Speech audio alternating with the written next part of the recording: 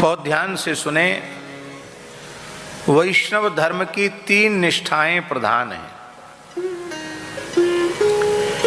पहली निष्ठा है एकादशी व्रत निष्ठा, दूसरी निष्ठा है तुलसी निष्ठा और तीसरी निष्ठा है नाम निष्ठा। वैसे तो वैष्णव ग्रंथों में अनेकों निष्ठाओं का वर्णन है। भक्ति रसामृत सिंधु में श्री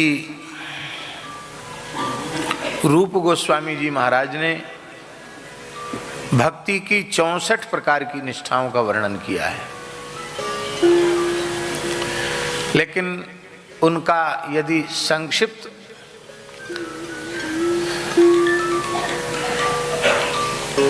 सारातिसार रूप में कहना हो तो उन 64 में सार हैं, अनंत निष्ठाओं में सार हैं। प्रधान 3 निष्ठाएं, एकादशी निष्ठा, तुलसी निष्ठा और नाम निष्ठा। अब इन 3 निष्ठाओं में सारातिसार क्या है? तो इन तीनों में अंतिम है नाम निष्ठा। नाम निष्ठा सर्वोपरि है।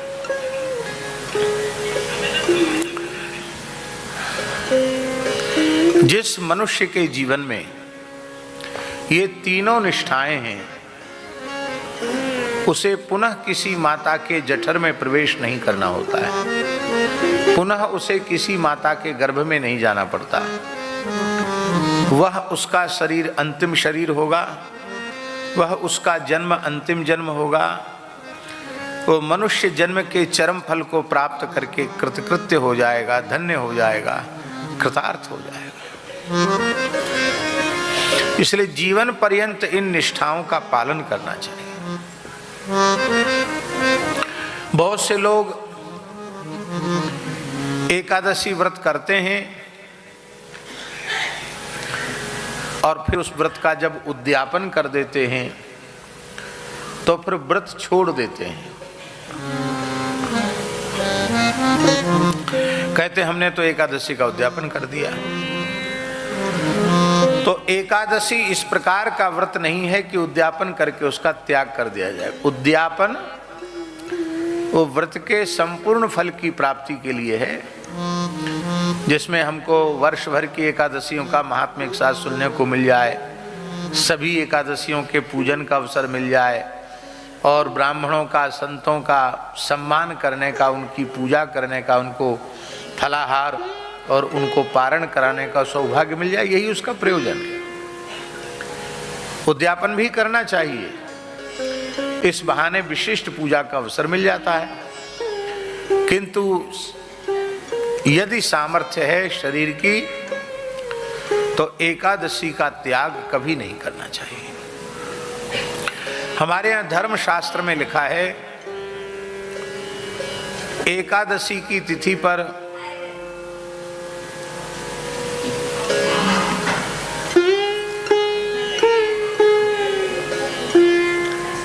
अन्न में पाप का निवास होता है। इसलिए एकादशी को जो अन्न खाता है वह पाप ही भक्षण करता है, पाप ही खाता है। एकादशी को न अन्न खाना न अन्न देना, देना भी नहीं।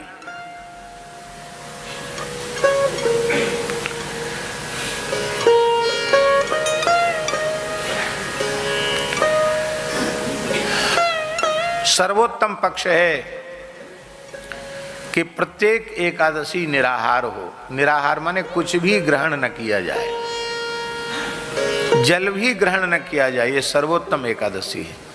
हमारे ब्रज में, चित्रकूट में, अयोध्या जी में अनेक संत ऐसे हैं जो वर्ष भर की एकादशियां निर्जल ही करते हैं, जल भी नहीं लेते। 1-2 की संख्या में नहीं, ऐसे संत सैकड़ों की संख्या में, गृहस्थ भी है।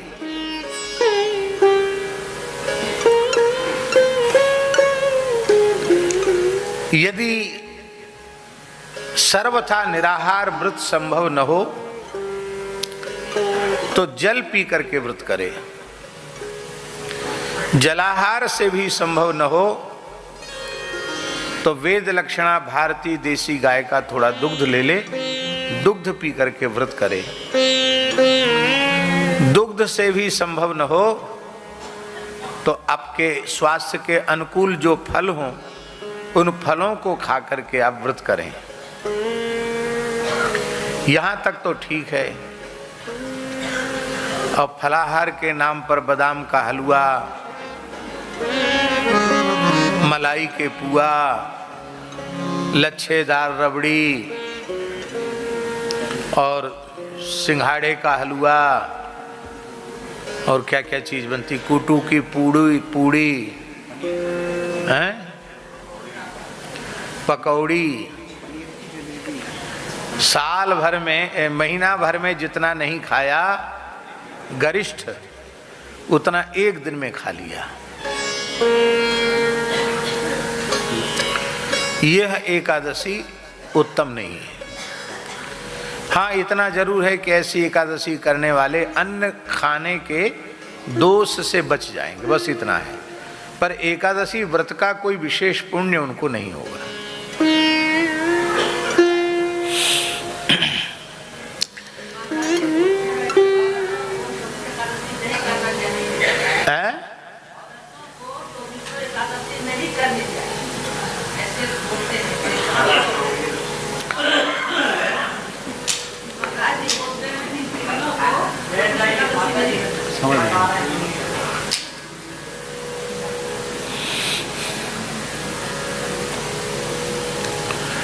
भगवान ने गीता में स्पष्ट कर दिया, तस्मात् शास्त्रम प्रमाणम ते कार्या कार्य व्यवस्थितौ।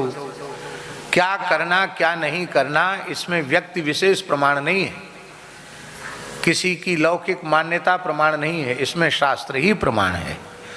और शास्त्र कह रहा है कि सभी एकादशियां करना चाहिए, तो किसी एकादशी का निषेध नहीं है। बहुत सी जगह ऐसा भी लोग कहते हैं कि सधवा स्त्रियों को एकादशी नहीं करनी चाहिए, सौभाग्यवतियों को नहीं करनी चाहिए, विधवा स्त्रियों को करना चाहिए। मैंने तो आज तक किसी पुराण में पढ़ा नहीं, किसी ग्रंथ में देखा नहीं। ये ऐसी कुछ अशास्त्रीय बातें, मनगढ़ंत कपोल कल्पित बातें समाज में प्रचलित हो जाती हैं भ्रम के रूप में, और उससे धर्म की बड़ी हानि होती है। और होता क्या है,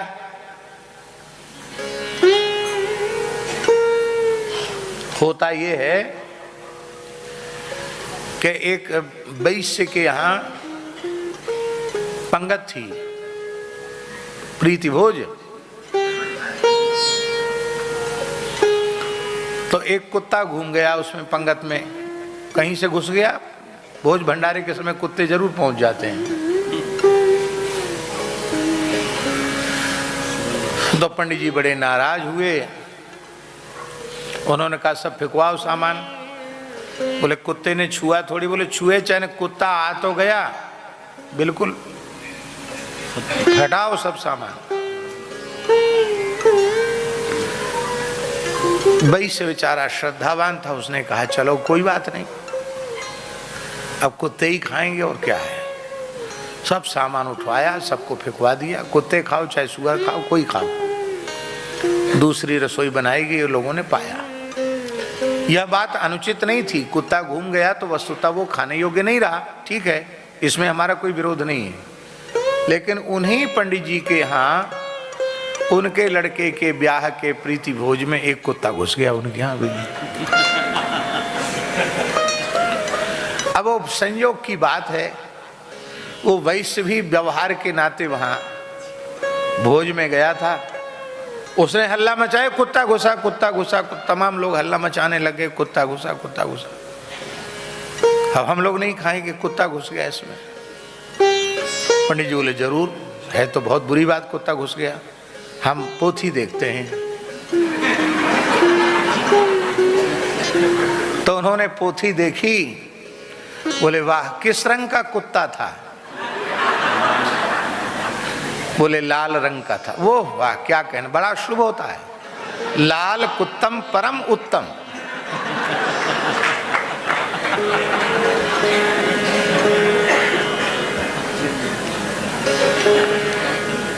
किसी पोथी में नहीं लिखा कि काला कुत्तम अधम और लाल कुत्तम उत्तम, लेकिन इसी बात की तो पंडिताई है।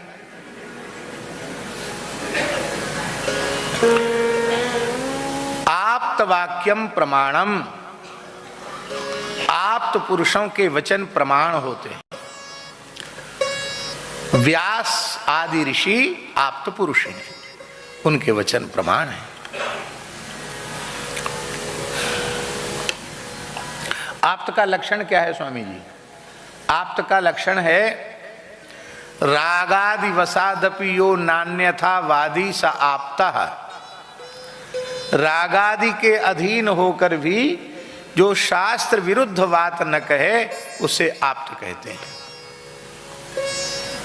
जिससे स्वार्थ की सिद्धि हो रही है, वो भले ही चाहे जितना खराब है उसकी झूठी प्रशंसा करते चले जाना, ये आप्त पुरुष का लक्षण नहीं।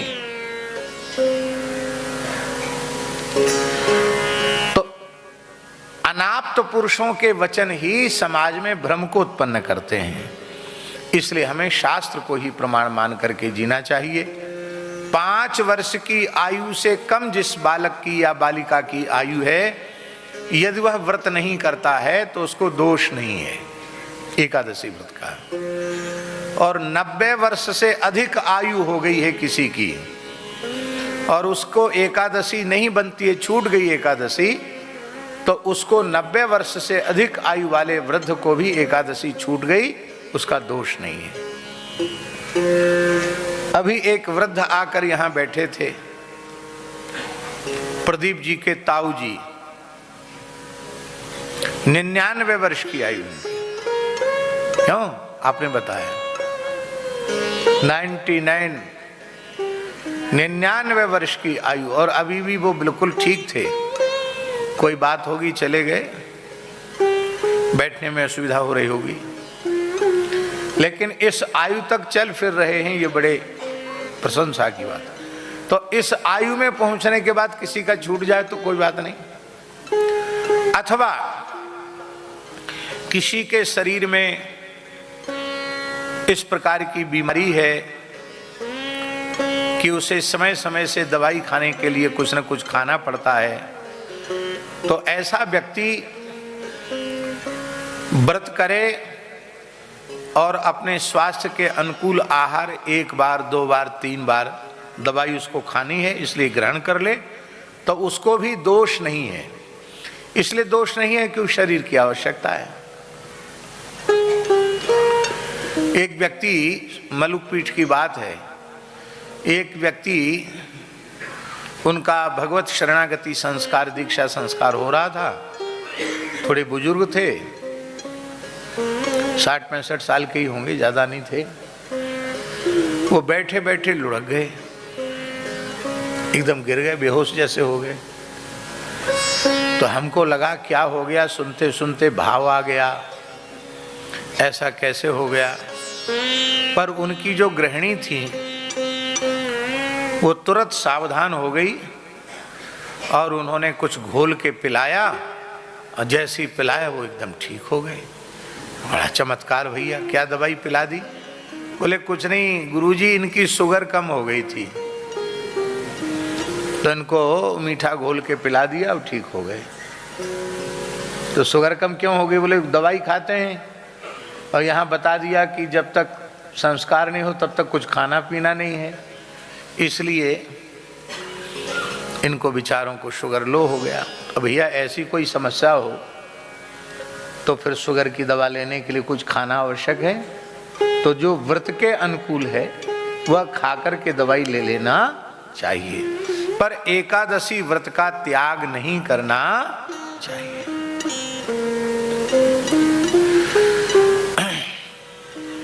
गोस्वामी तुलसीदास जी ने विनय पत्रिका जी में एकादशी का बड़ा सुंदर भाव दिया है। वो कहते हैं पंच ज्ञानेन्द्रिय और पंच कर्मेंद्रिय 10 और 11वां मन, इन 11 को भगवान के चरणों में समर्पित करके भगवान की उपासना करना, ये वस्तुतः वैष्णव की साधक की एकादशी है। इसका मतलब है एकादशी तिथि को हरिवासर होने के कारण विशेष रूप में भगवान की उपासना करनी चाहिए।